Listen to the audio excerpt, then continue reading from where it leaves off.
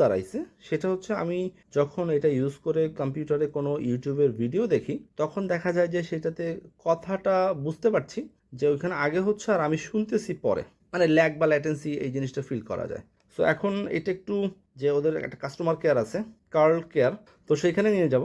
সেইখানে নিয়ে যেয়ে ওরা চেঞ্জ করে দিবে বলছে। যেটা নিতে হবে সেটা হচ্ছে যে এই TWS এর কেসিং, আর আপনি যে দোকান থেকে কিনছেন সেই জিনিস, বা এটা যেহেতু 1 বছরের ওয়ারেন্টি আছে, সো দ্যাট আপনি যে দোকান থেকে কিনছেন সেই দোকানের রিসিপ্টটা এবং ওদের এই কাগজের ভিতরে এবং বক্স সহ যেতে হবে। কিন্তু এটার ভিতরে কিছু ওয়ারেন্টি ডকুমেন্টস থাকে, আর যা থাকে সেগুলো, আর এই বক্সটা সহ নিয়ে যেতে হবে।